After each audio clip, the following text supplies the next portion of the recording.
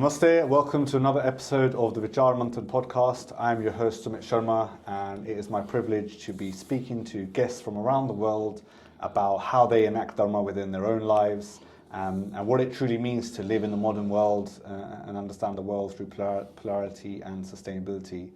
It is my great honor today to introduce to you Amarjeet G Bhamra. Namaste, welcome to the podcast. Namaste, Swamitji. Wonderful. Thank you so much. We've been speaking about this for quite some time. Yeah. But I'm very happy that you managed to find a slot for me. Absolutely, absolutely. And you're right, I have been trying to get you in here for a while, been waiting for the studio, and I think the areas in which you work in, which we're going to go into more details, is a must listen for a lot of people. You know, a lot of people can benefit from understanding Indian life sciences, Ayurveda, and everything in between. But just for our listeners at home that perhaps haven't come across some of your work, could you just introduce us to what it is that Amarjeet Ji does and what this is all about? Yeah, so thank you. Namaste, everybody. And so this journey regarding parliamentary work that I'm engaged with on Indian traditional sciences started way back. In fact, your father was very instrumental in giving us a very big push, and so it started because the European Union brought out a directive, basically wanting to annihilate all traditional medicine systems being practiced in the European Union. And that was almost overnight. Well, it was sort of filtering. It was going on. But I don't think that anyone from within the traditional medicine sector really got a grip on the situation. And so all the Chinese herbal shops in the high streets, all the Ayurvedic doctors, all these kind of people, essentially that business stops working. Yeah. But more so, it's the people that benefit from that who are going to be most at risk. Yeah, so the whole thing, as you quite rightly said, it sort of came to like an imminent halt. And so it was during that period that I made my first contact with Lord King, who was a Sikh, by faith, and serving in the House of Lords. So I had some political connections with him, and also Vrinder Sharma ji, the Member of Parliament for Ealing Southall. And also Lord Talakia, who's a Liberal Democrat member in the House of Lords. So the first thing was to really bring the whole fraternity together. And now, as you know, we have such a beautiful groups of people, practicing Chinese and Tibetan and Western Herbal, African, and obviously also, our own system, from India, and so the idea really is that how do we bring all of these together, because there was no one sort of reference, why would they be together, and because they're all sort of more or less competing with each other. At least from a Western lens, especially, right? Yeah. It's the other that sort of Western medicine and science doesn't understand. Yeah. But I just want to backtrack a little bit, right? For a lot of people that won't know what Ayurveda even is, or what Indian life science even are. In fact, on the train this morning, I bumped into a lady and she was complimenting me on my outfit. And she was talking about, well, where are you going? I said, I'm going to London. I'm interviewing someone about life sciences. She said, I've got lots of problems. I was telling her, pranayam, yoga, Ayurveda, find yourself a nice herbal doctor, prevention before cure. Yeah. But lots of people don't know what this is. Could you help us understand? Yeah, okay. So, my humble understanding, So we go to the word Bhagavan. So this is essence. This is actually where it all stems from. So commonly, Bhagwan is used to mean God, in India. No? And so the way we sort of relate that to everything in the cosmos, and especially Ayurveda and Indian traditional sciences, is that it's made up of 5 sections, the name Bhagavan. Okay. Yeah, Ba stands for Bhumi. Bhumi is earth. Okay. And in our and it's represented by the Vedic swastika. Sure. Okay. And then we go on to Ga, and that stands for Gagan. Gagan is another word for Akash, which is the word for space. Okay. And that's represented by the symbol Om. Okay. Okay. And then we go to Bhagava. Now, Va stands for Vayu. Vayu, as you know, is air, and represents by the symbol Chri. Chri is Lakshmi. Okay.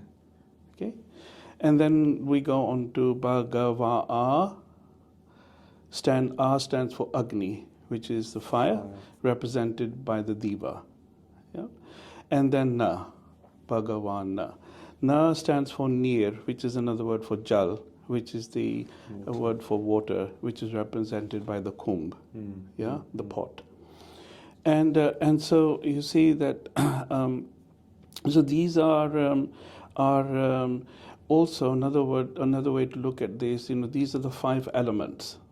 These are the 5 Maha elements, which we actually call Pancha Mahabhutas. Okay. So they are the pretext. They are the fundamental understanding to the cosmos and the philosophy of cosmos and the history of Ayurveda. Sure. So Ayurveda is basically a system of medicine which is based on these 5 elements. Okay. And it is the same element, Samit, that just slightly fast-tracking a little bit here, that when the Orientals came into Bharat and when the Arabs came into Bharat, because at that time there was no Christianity and there was no Islam, yeah.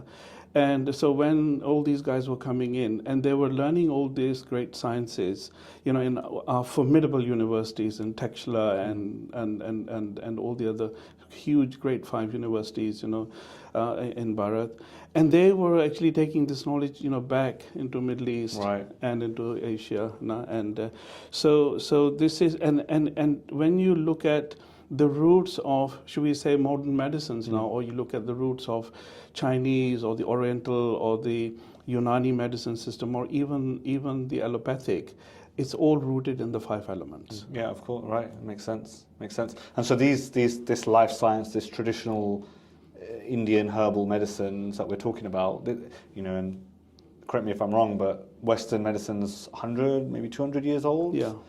How long ago was Ayurveda? What are we talking about? Ayurveda is here from day 0. Right.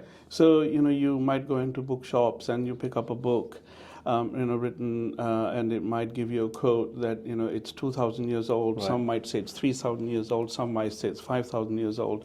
But that's incorrect. So when you look at our Shastras and we look at, the churning of the Milky Ocean, and so this is when it all started. And I mean, that's almost going back to day 0. Right. And so this is when, Devtas and the Asuras, with the help of Vasuki, churned the Mount Meru. It was used as a pillar, to churn this Milky Ocean. Sure. And it is from there, that this pot, this nectar in the holy hands of Bhagwan Dhanvantri appeared along with 15 other jewels. Not jewels like, jewels that you wear, right. But other like, facets. There was a tree which had, all the fruits on one tree. Right. And so... But someone listening to this would say it's a little bit airy-fairy, fairy tale-like, that kind of stuff. And look, I'm not here to sort of correct or belittle or anything like that, but how does this all apply to the modern day? How does this help each other and the science thereof? Yeah, I think for us, your listeners, your viewers, they need to understand our background. They need to understand our history. Absolutely. If we don't understand our history, we don't understand our culture. Many times, you come across, the websites and you look at all these things, and even our own scholars and people who are engaged in this, and they will say, according to Hindu mythology, this is nothing. It's not a myth. It's not myth. This is nothing myth. This is the real stuff, and it might sound, as you said, might sound a little hairy-fairy now, but this is how it all started, and that is how Ayurveda was delivered. Sure. And when you look at that pot, of nectar which Dhanvantri held in his hand, was the immortal Amrit of immortality. And so Ayurveda is really a system of medicine which is about longevity, giving you giving you a healthy life and long life, but with complete wellness. And so in Ayurveda, everything is, we talk about whether it's to do with humans or animals or plant kingdom and etc. It's to do with creating a society which is disease free. And I think that's a massive contrast to what people call big pharma or the Western medicine system. I was listening to one of your talks where you're talking about, it was a few years ago, where these big industries had like $50 billion profit, in 1 year, not even turnover, just profit. And so it's like, what is going on here? What is this big machine that's churning out pills? Is it making people better? Whereas what you're describing is a wellness system, and you mentioned the plant kingdom, animal kingdom, so it's not even just making the humans better or having longevity of their life, it's for all of life to sustain and to grow and to build. Yeah, absolutely. And the thing is that we don't want to contradict anybody else, good luck to what they're doing, but we need to hold our position, our fort, and believe in our system, which is the precursor. And in fact, in many systems and many cultures, they actually recognize Ayurveda as the grandmother of all healing systems. So we are now where we are, and so we need to start understanding that what is it that Ayurveda can do now? We're living in this sort of in this global time slice of this multiverse. We have this opportunity to live and to do the great work that you're doing. Absolutely, I think for yourself as well. And so what we need to think is what is it that we can do? And I think that we've somewhere along the line we've lost the plot, and partially because of foreign rule in India, by the Arabs first, and then the. So you're saying that knowledge and the wisdom there has been lost along the way or diluted? Well, in fact, I think what it was is that when the Arabs and Islam came into India, and they thought, hang on, these guys are working, more or less the same way as our elders used to work, right. And they're working the same way, the same plants and stuff like this. So what had actually happened was that, during the Raj of the great Emperor Ashoka. And who converted into Buddhism. And so his monks, built up the greatest trade route in the world, which is known as the Silk Route. Right. And, it spanned, all the way from Beijing to Palestine. And so, there was a lot of ideas and programs, that had actually filtered out of India. Sure. And so Ayurveda was already, in Palestine, and so what happened was that, and obviously, Islam came after that, Christianity came, and so they took on this. And so in that part of the world now, in Greece and sort of Islamic sort of states, countries, not they practice this so much, but it sort of became to be known as Unani Tib medicine system. Okay. And so that is what actually is now alongside Ayurveda. In India is the only country where Unani medicine is practiced. You can get your degree in this science, and you can go to a government Unani hospital. Wow. And you can and so in India we respect all cultures, we respect all programs. Excellent. And it's not a system, and we don't, we've never said to anybody that, you're foreigners and you've used our know-how and our knowledge, and sorry, we don't want anything. It's for the world, that knowledge is for the world to use and for everyone to. Precisely. So you touched on Unani there, and that's part of the Ayush system. So Ayurveda, Yoga, Unani, Siddha, homeopathy. Could you help us understand those just high level? So Ayurveda we've spoken about. Yes. Yoga, I think generally people know about, but if you wanted to share some thoughts on what yoga is and maybe what it isn't today. Yeah, we need a lot more time, but I give you sort of a quick synopsis. Sure. So although Ayurveda is a complete mind, body, spirit system for healing, but where Ayurveda finishes, yoga actually starts. Okay. And so you see, a lot of people, especially here, the indigenous community, doing their yoga, and they say you have to come to our workshop, and you have to buy a coconut yoga mat, and you have to buy these special clothes. And unfortunately, it's become an industry. Absolutely, it's become $1 trillion industry, and that has focused, us, in a completely different direction. And I think, there is this danger, there is this potential hazard, because you see, what we do when we practice Ayurveda, or when we practice yoga, or we practice any Indian tradition, any Indian traditional healing art, we don't actually say to the new subscribers who want to learn this knowledge and say, well, you have to give up your old belief system in order for you to accept, because this is part of Hinduism or Sanatan Dharma.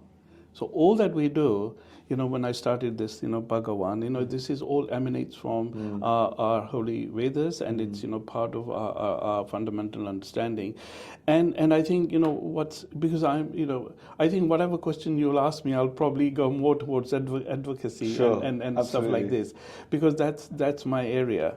And I think it's very important that that we all, not just the ethnic communities living here and the indigenous community here, but also our Ministry of Ayush back in India and the government, and understand that there has to be some sort of an oath, a pledge, something that people have to take, Interesting. whether you're learning yoga in Langley, in Berkshire, or in Scunthorpe, or in New York, or wherever. I mean, the Indian Prime Minister, Mr. Modi, did fantastic work to initiate the International Yoga Day, which is now almost sort of coming up to 10th year. Absolutely, yeah. But I think what's going wrong is that if we don't actually get people to appreciate the source of this knowledge, it'll just become like an international lifestyle. And so they say, oh, well, I've got a wonderful statue of Lord Buddha, sitting in my garden, and I've got this like peacock feather, in my... And it gives me positive vibes, And all the healing is here, and and I did this, and so we can and I like my sage, Okay. And so it's deeper than that. People need to, what you're saying, people need to understand that, make some type of commitment to things like Ayush, to really understand the elements and the root from it. Then they can benefit. That I think that really is a very important part, to acknowledge the source of this knowledge. And whether it's Ayurveda, or whether it's yoga or any of the other Indian traditional sciences, because then, they know that they're actually practicing a program, which has been created by the source, because it wasn't Sumit and Amarjeet, 2,000 years ago, who put this thing together. So this program comes from the source, and they need to acknowledge that source, and they need to share this with their students. Okay. I agree with you, and there are lots of schools of yoga, and I know yoga practitioners, and they definitely embed this within it, and they're doing the Sanskrit and the definitions. But there's also things like no Om yoga. They want to strip out all of that and just do the asanas. And they're still calling it yoga. So I do take your point, and I think it is something that needs to be challenged. And I think you're clearly passionate about lots of what's going on here. Could we dive in on Unani, Siddha, and homeopathy as well? How does that form into Ayush? Well, I think I mean, these are not my sort of direct subjects, but I think what India has done. I mean, there used to be. There's always been a Ministry of Health in India, and during the Congress, party days, it used to be, Ayush sort of came together as an acronym. A for Ayurveda, U for yoga, and U for Unani, S for Siddha, and H for homeopathic remedies. And so it became to be known as the Department of Ayush Systems. Right. And then when the BJP government sort of came in, they flagged this up to a complete whole ministry. Right. And so what they're doing is that they're sort of trying to understand and looking at research, how these systems work, and so it's India is a really fantastic place. They recognize, they understand these systems, and they promote these systems. So only so much, and I agree with you, and it's definitely great, but only so much of that stuff can come out of India and into. So we're here in Britain, right? You see yoga centers and schools all the time. I know an Ayurvedic doctor. I go and see one. I took my Triphala this morning. But lots of people don't. And I think the barriers to entry for that are probably quite high. They don't understand where to go, what to do, and even understand this whole prevention before cure mentality. But you are clearly passionate about this. As long as I've known you, you've been working in this space. I remember very clearly you mentioned earlier the Save Herbal Medicine campaign, where my late father helped sort of build the website. And I've actually got a few images for you I dug out. Maybe you'll remember some of these and what the website used to look like as well. And I remember we went to the Houses of Parliament where there was a big campaign, and I've still got the little award at home that my father was gifted. So this for me is a very wholesome, full circle moment, and I'm getting to speak to you. Yeah. I used to be at our house all the time working on these kind of projects. So if we just fast forward a little bit, you've set up now the APPG to look into this and direct that. Can you let our viewers know a little bit about why that's important, what that is, and what it means for the future? Yeah, just to clear up, your previous question on Siddha. So in India we have, maybe a same thought, but it's practiced slightly differently because there's a different part of the country. Okay. So Siddha is really a sister therapy that has very many fundamental thinking and thoughts which are like Ayurveda. This is the herbal medicine system. Okay. So that's predominantly from Tamil Nadu. Okay, and Unani, as I've said already, it is Ayurveda, but it left India, and then when Arabs came, Islam came back to India, so that is also Ayurveda. Yeah. And and then so like you just said, so this directive, came from the European Union to annihilate old herbal traditions, and then I sort of thought that we need to put the whole thing together and put the whole herbal sector together, and we had this meeting in the House of Lords, under the aegis of Lord King, and then we decided to set up a national campaign to save herbal medicine, and your father was very instrumental, in this website, so we sort of attracted, sort of over 1 million signatures in that time, and they were presented to David Cameron's government. We fought this campaign on the basis of freedom of choice. If I can sit here in London and wear my dastar, and if people can have whatever food they want to eat, they can practice whatever faith they want. So why is it that we can't have that option of freedom in our health and wellness sector? And why are we only always pointed towards one particular industry? And so the outcome of that was quite good actually, and the coalition government thought this through, and they gave access for Ayurveda herbs, in dry or in fresh form to be actually imported here into the UK from India, and providing your qualified Ayurvedic physician, and that's how it should be. And unlike what's going on, what has been happening rapidly, since the last, I think maybe 25-30 years, many pharmaceutical companies, herbal pharmaceutical companies have sort of jumped on the bandwagon and have created, a herbal painkiller. Or things like what we see in normal pharmacies. Right. You do see the stuff starting to blend into now the typical pharmacists, and they're putting like haldi tablets and stuff like that. So and many Indian sort of guru orientated organizations have come into that fray also. But that's not how Ayurveda. That's not the discipline of Ayurveda, because as in our tradition, it's really to try and identify, by placing your fingers here on your client's wrist, to understand what magic is going on inside. From here, the Ayurvedic physician is able to understand, and then obviously tailor-make that specific remedy, for her or him, as the case may be. So I and our sort of fraternity, who are fighting, for the legitimization of Ayurveda in the West, don't believe in that concept. We don't believe in OTC. Over-the-counter medicine. Right, sure. That has no place in Ayurveda. Sure. And because it's got to be what's right for that person at that time. Yeah. Okay. Yeah. Okay, and so what's the APPG? Why is that established? Why is it important? So during the days of the Save Herbal Medicine, so we thought that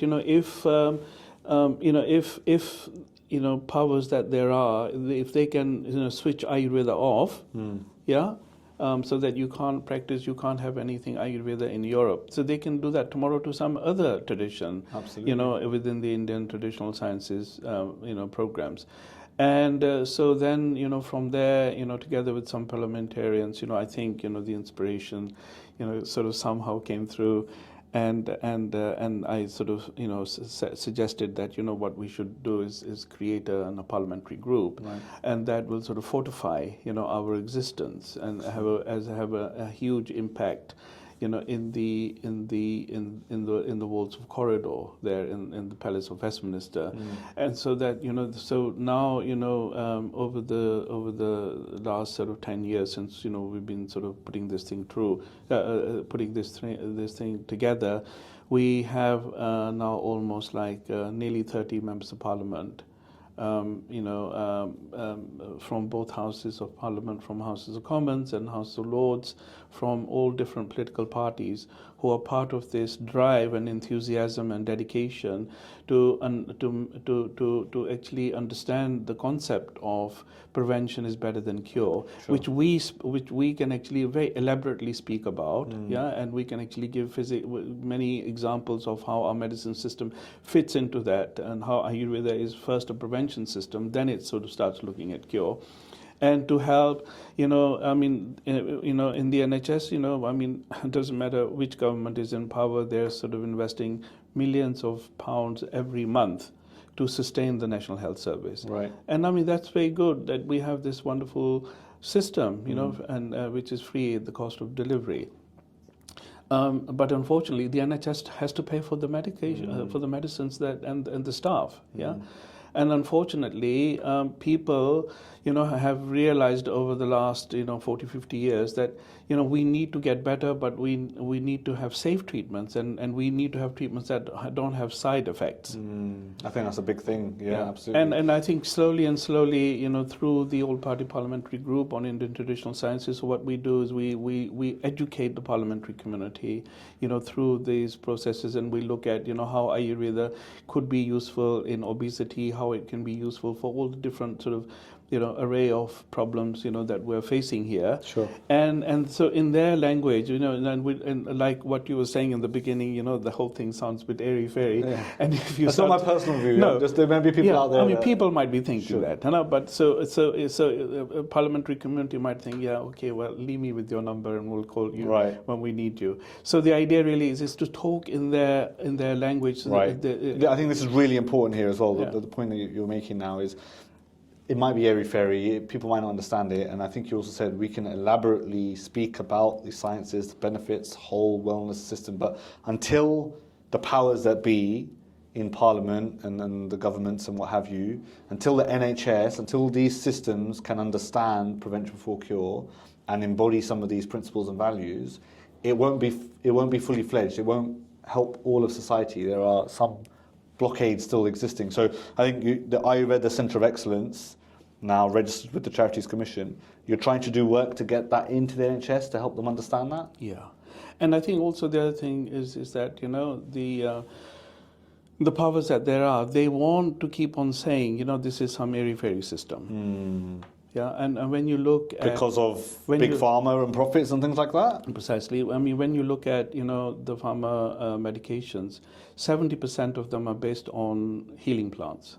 So, they have to get their raw material from somewhere. Right. So they do all the investigation, they do all the research, and then they, put the whole thing together, make it into a pill, and sell it to you and say, well, this is very good, if you get cold, yeah? Right. So, but when we are speaking to the government, or when we are speaking to, the complete, sector, and then they say, well, it sounds nice. Where is your scientific validation? Right. So they want a report or a study that they can lean on that proves that this works. Yeah, but they've already done it. Right. They've already done it. Okay. They are using our herbs to manufacture those medications. Right. But when it comes to us, they're actually, fooling us and saying, well, you don't have the evidence. Right. That's a big problem. You see? And this is where the whole thing is stuck. Right. And so, I say to them that, if you, I mean, we've had, also the work that we're doing here in the UK Parliament over the years. But, you'll be glad to know that, we also took, this work into the European Union Parliament. Okay, yeah. So we've been, quite involved there before Brexit. So where UK Parliament is looking after 70 million people, and in Europe, they're looking after 700 million people. Right. And we all have same problems. Yeah. Yeah. And so the thing is that, we say to them that maybe you can, you can put the proof that you have on the table and show us why our systems are not working. It's interesting. Okay. So you're saying this whole thing is blocked. Someone listening at home today, and they want to help. How could they help? How could they help unstuck this problem? Well, the first thing that they can do is, when you look at, when you go to rural India, yeah, and, you have a datan. Okay. Okay? Yeah. And so, through the courtesy of God PLC, you have a toothbrush and a toothpaste in one go. Yeah. And every mother goes to the local market to pick up a bunch of datans. Yeah. Yeah? Yeah. And so, you're chewing on this datan in the morning, yeah? And so it extracts all the tartar and all the debris from your gums and your teeth. And then it creates bristles, and you use that like a brush. Sure. And then because it's a very, green live twig, yeah? And then you bend it slightly and do your tongue cleaning. Right. And then you look at your tongue in the mirror and you say, this part of my tongue wasn't discolored last time I looked at it, which was yesterday. Yeah. Or it wasn't discolored, or it wasn't, it didn't have any elevation to it.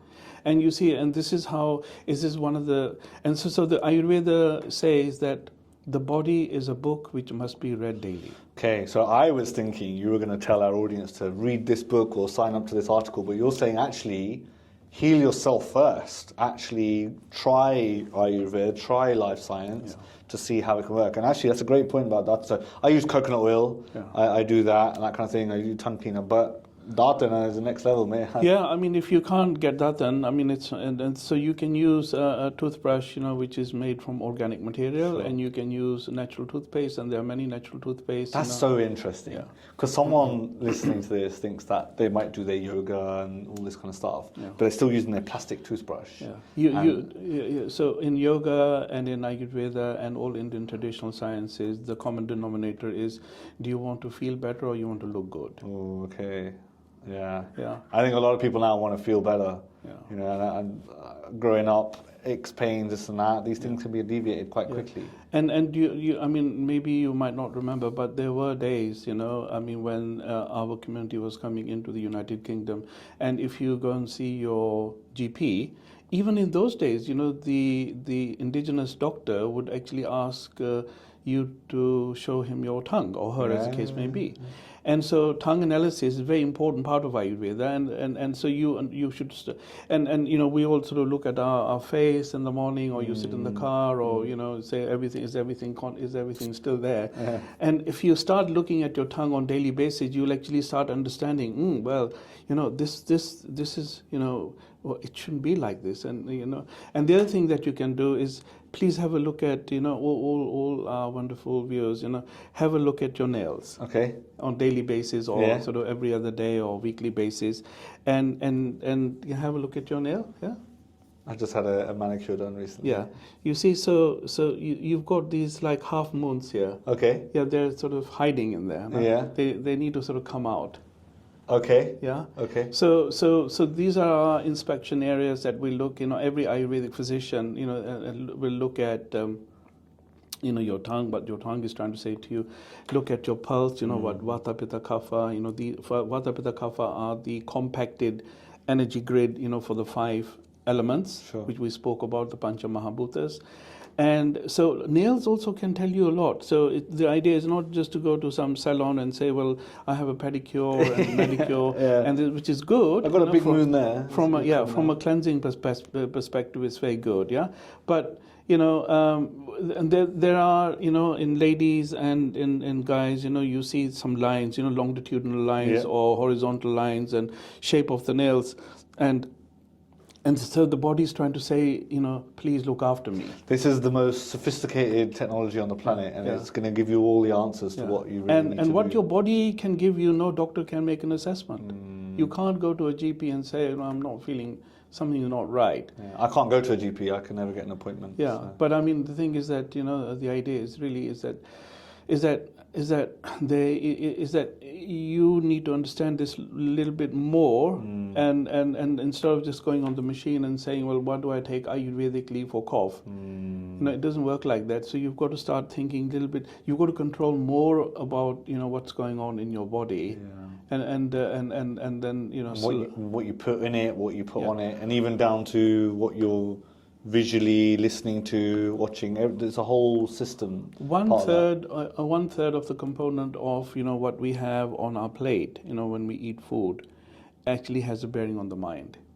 I can imagine so. Okay. That makes sense. Yeah, and so therefore start looking at yourself a little bit more, and try and then if you feel that something is not stacking up, and then you can always contact. The British Ayurveda Medical Council, sure. And they will supply you with the contact details of an Ayurvedic practitioner in your area. Yeah, absolutely. So these systems are in place. These governance, you can actually find an Ayurvedic doctor that's registered and affiliated and will prescribe properly. And I visit one myself. So yeah. And that's another very challenging situation, because when when we started this with the Save Herbal Medicine, and at that time, Sumit, there were like 3.5 Ayurveda organizations in this country, all operating. So it's difficult to bring them together, and so now and the establishment thought, well, this is good. They're divided, and it's easy for us to rule them. You see, and it's the same thing. And where are we now? We now have one we now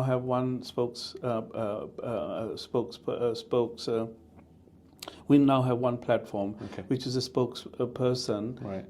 We all talk there with the same tongue. Okay, excellent. Yeah, so that's the British Ayurveda Medical Council. Okay, we'll put the link in the show notes so people can.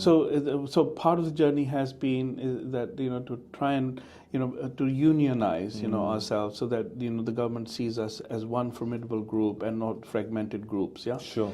And so the like you were just sort of suggesting, the Ayurveda Center of Excellence is a very newly created program. And so what we were actually finding is that obviously there are only certain things that we are able to perform within the parliamentary groups. Right. Yeah, it's not a charity, it's not a limited company. It's really an awareness educational programs which we make parliamentary community and the policy making community aware of that these are the sort of this way. What are some of the things that the APPG are trying to get government, parliament to listen to and to do? Yeah, so I think what we've done really well, and that during COVID times, we've got both the Ministry of Ayush, Government of India, and us here in England to try to see how Ayurveda can help people who are suffering from long COVID. Okay. Because the Western medicine has no solution for this, and I think there are so many different figures going around. 5 million or 7 million people suffering from this. People can't go to work, and people are staying home. Their mental faculties are shutting down, and so now it's interesting. Times are interesting, Samit, because now the establishment, the indigenous establishment, saying, well, do you have something that can help us? And so we now have a major study going on, led by the London School of Hygiene, Tropical Medicine. They are our clinical leaders. And we are the first country in the world who are actually making this program happen. here, throughout the UK. Wow. And the study is sponsored by the government of India, so they know it's very important to get the study right. And so I mean, these are the sort of areas that we are keen to work at, and I think the future is there's got to be a lot more research. And a lot more research here, on these shores, rather than... So this research, though, didn't it all exist once? Wasn't all this knowledge there? The parameters are not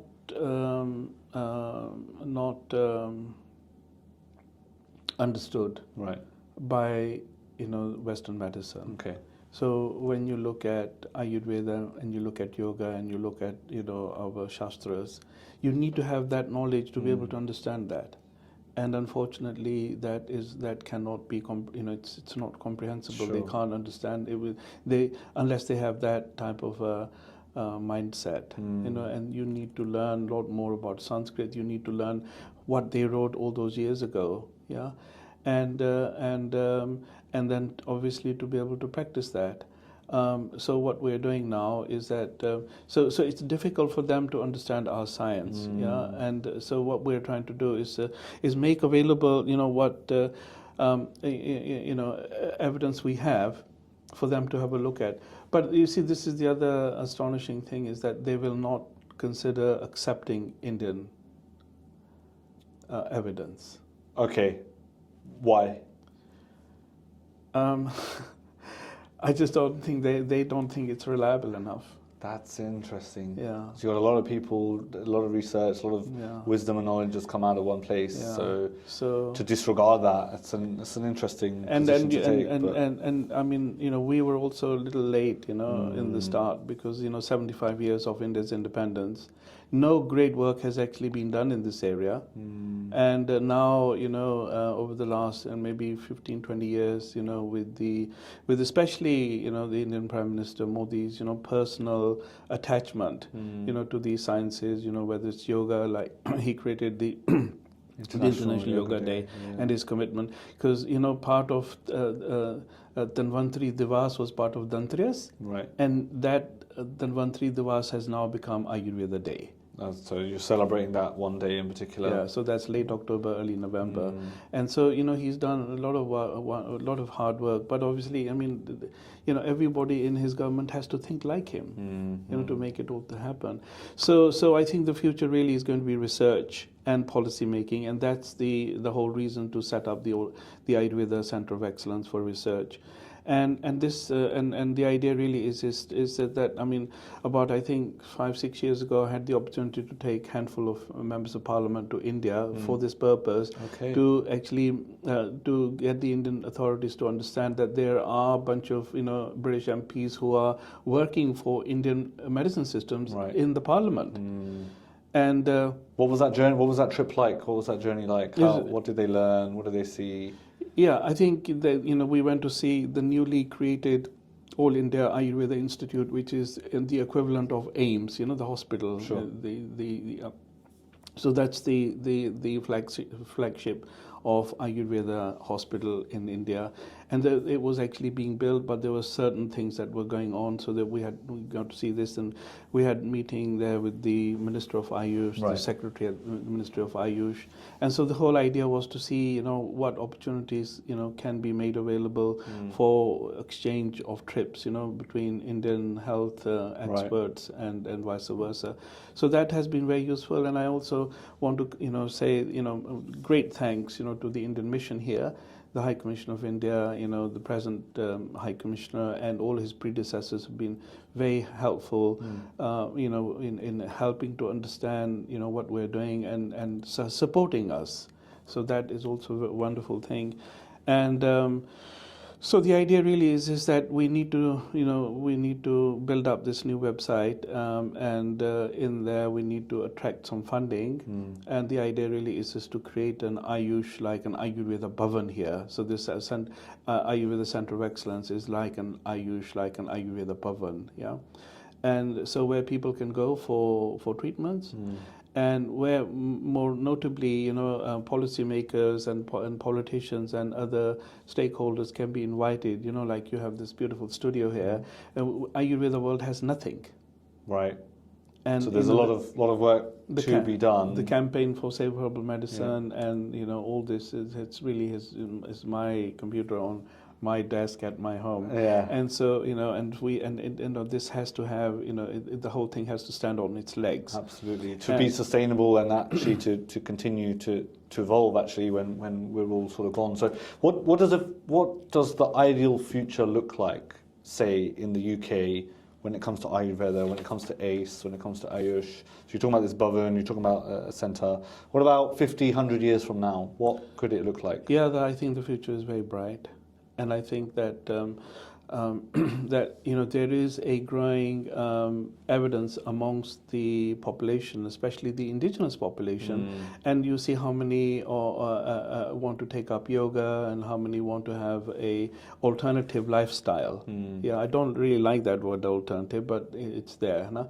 And how many want to have they want to sort of walk the vegetarian or the vegan way. Veganism is very big. Very interesting. I watched a talk you gave about how medicines in the UK are not all vegetarian or vegan, and they contain a lot of animal products. And I think you were advocating for the label for medicines in the UK to clearly state if they are vegetarian or vegan. Precisely. I understand why that's important. Could you help our listeners and our viewers understand why something like that could be important to them? Yeah, there are a lot of vegetarian. I mean, amongst our community, predominantly, it was a vegetarian community.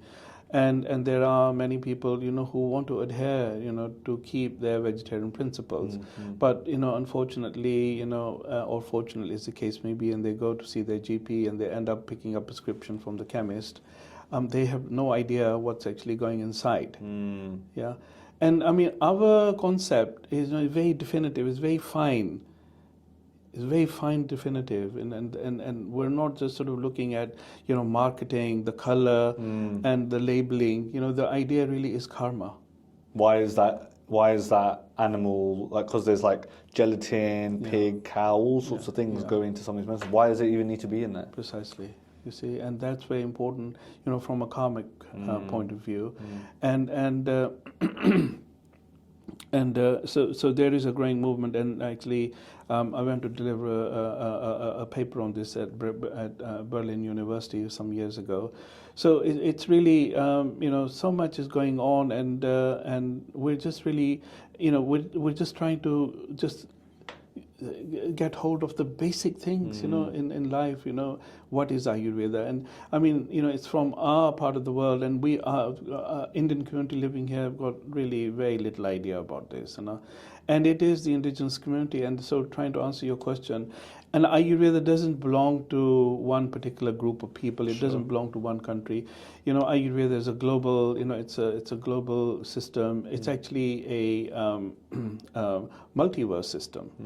Yeah, and it's and it should be able to be adopted, so that we're able to work with the plants and work with the plant kingdom here.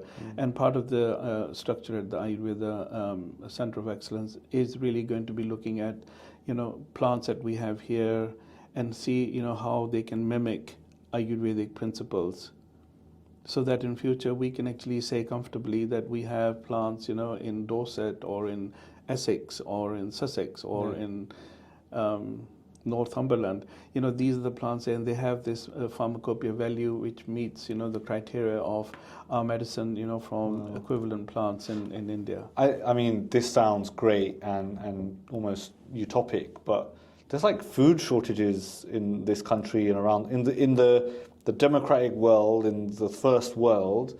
There are food shortages, there are water problems. This seems like such a far away thing. Like, will we ever get there? What will it take? Yeah, I think I mean, everybody has an issue. Everybody has a problem. Whatever that is, maybe physical, mental, spiritual, financial, whatever.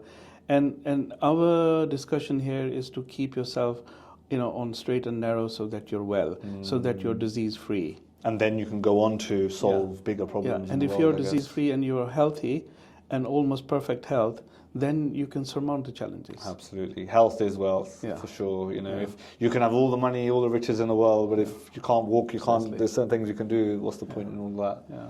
So there's a lot for people to learn. So, Amarjeet, it's been a fantastic conversation. What I'll do now is something called a quick fire round.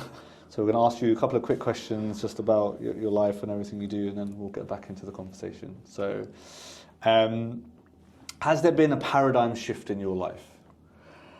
Yeah, I think really, I think, you know, the going back to, you know, the year 2000, you know, was very important. And the idea really is that nobody had actually thought about, you know, talking about herbal medications on the level that we speak about it now.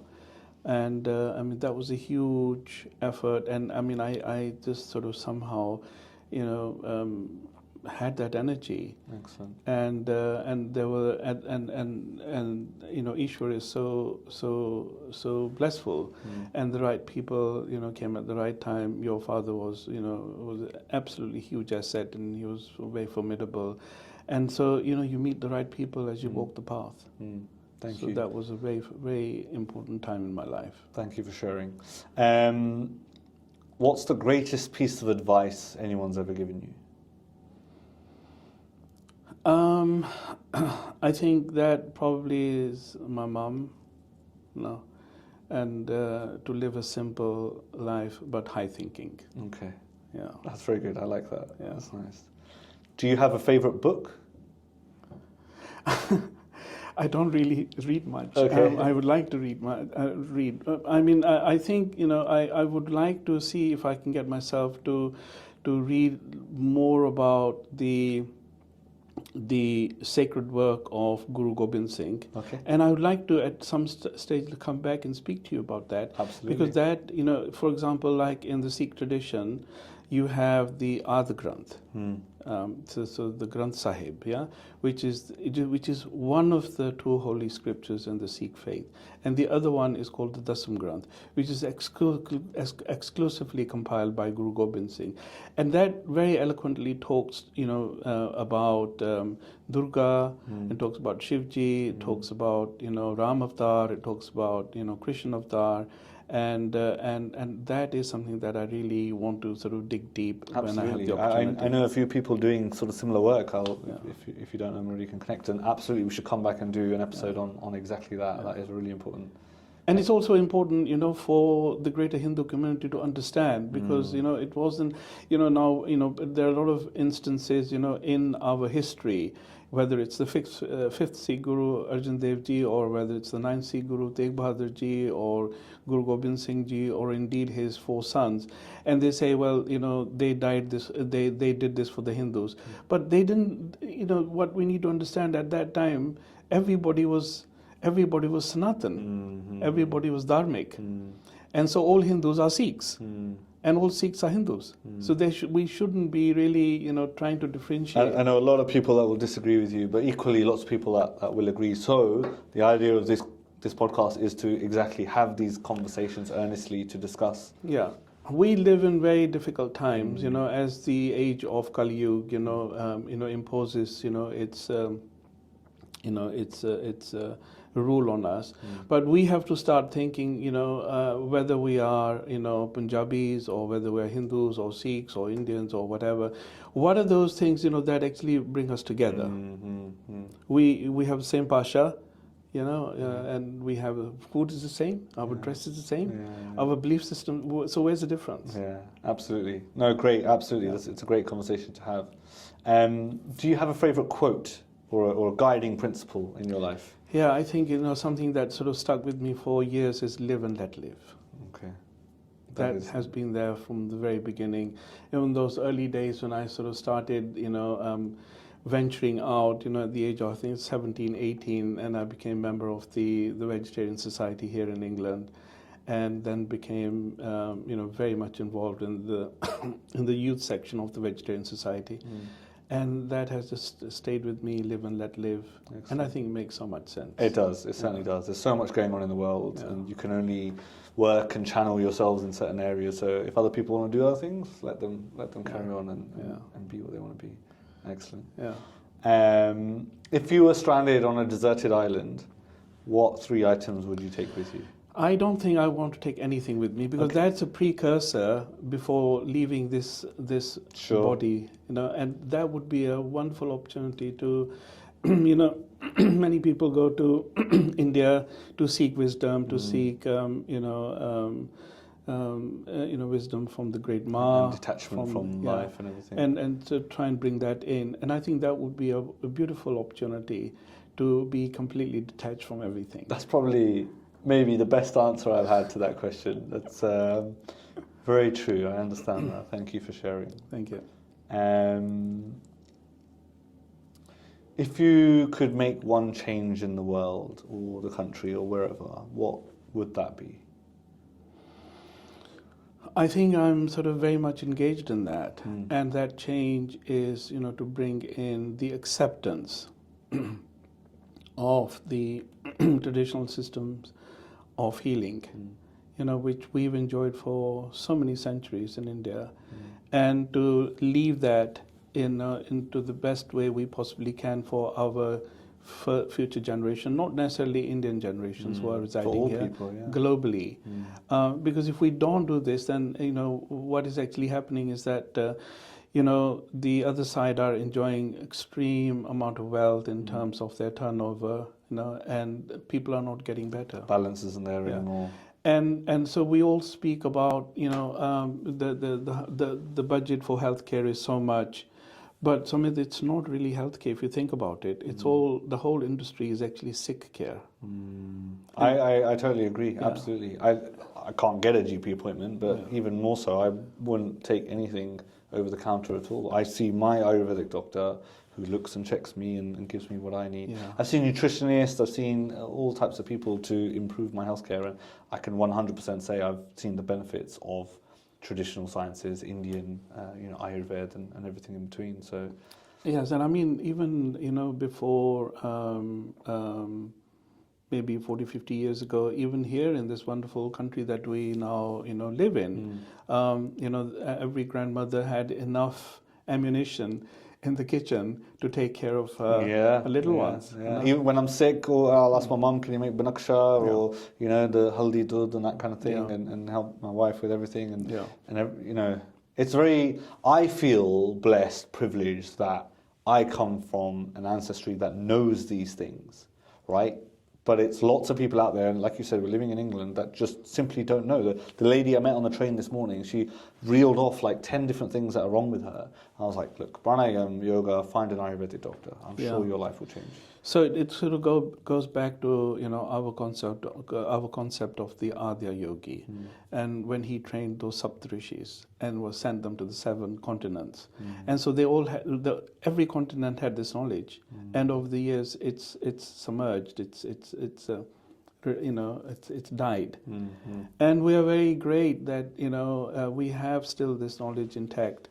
We've had an onslaught of so many different, rulers coming into India, and many Ayurvedic scholars and were actually killed in the process. And our books, were rewritten. They were changed. Certain things were changed. But the reason I think why we've done so well to maintain this understanding is that we have a phenomenal Guru Shishya system, which no other culture has enjoyed. And there was a time, when things were getting tough, and so those gurus said, no, you need to get this information here. And it was very verbal communication system, and they were compacting this information into their students, and this was when the libraries were burnt. And all the situation was changing, and so then the rishis thought, well, we need to find a solution, and so this is where the whole system came to a where people really had to learn this and they had to learn this, and a lot of the knowledge is contained in the minds, of these great gurus. Yeah, absolutely. Yeah. Wow, super interesting. So, Amarjeet, look, thank you for joining us here today. I think we've spoken loads about Ayurveda, about Britain, about India, and how it's all coming together. Are there any pearls of wisdom, any final thoughts, anything you'd like to share with me and our guests, or something that they can take home and apply to their real life, or something they should really know? Yeah, I mean, we need to look at the conscription of seva. Seva is very important. It's almost in our thinking, in Sanatan Dharma. And Sanatan Dharma says, that seva comes, from your tan and your man and your dhan. Yeah. What are those three for our audience? So those are sort of physical. Tan is physical, caring for example, your parents, caring for the elderly, and caring for the frail. And man is the mind. Yeah, and I mean that's just a generic thing, but it's a lot more that's going on in there. And so to keep the man on straight and narrow, so you need to sort of study books of wisdom. Yeah, and sharing your knowledge is very important. That is what we take into our next life. That what we've shared with each other is what we take with us. Right. Okay. And finally is dhan. Dhan is the material or financial contributions. Absolutely. And Sanatan Dharma, says that to offer seva first, is to the destitute. Okay. Doesn't matter where these guys are, where these people are, and especially young women, young girls. Yeah. So, and the secondly is to the animal kingdom. Okay. And the third is to our environment. So that's something we need to, possibly have a look at, and because we all do some form of seva, and to go into a mandir and donate some money there, and to a gurdwara, but there are more important things, There's better ways that we can be doing that selfless service and helping the community and society, and actually the plurality of the earth, living beings. Yes, and to support the great work that you're doing here at Vichaar Manthan, and that because you're not asking any organization or any individual like me to come here and to pay you money to so that I can speak. So this is also seva that you're doing. Thank you. Taking this message to I think you said 57. We are this podcast in 57 different countries. Yes. So Yeah. and that's part of my work and my karam is to speak to experts like yourself, make dharma a little bit more digestible, help our audience understand the world, and actually more importantly, like the modern world. Sometimes we think of India and ancient and tradition, but here you very eloquently help us understand how something like Ayurveda and life sciences is important to us daily, physically, mentally, spiritually, and for generations to come. So I thank you for that, and thank you for being on this podcast as well. I would do it again. We'll have you again, absolutely, on a new topic. Thank you so much. Amarjeet, thank you so much for joining us. Big namaste, sat sri akal from me. Lovely to see you after all these years. Yes, definitely. We'll do it again. Such wonderful premises you have here. Thank you so much. And to all our listeners at home, thank you for tuning in. Let us know what you thought of the episode. You know where to get us: Spotify, Apple Podcasts, Audible, YouTube, and all streaming platforms. My name is Sumit Sharma, and this was the Vichaar Manthan podcast. Namaste.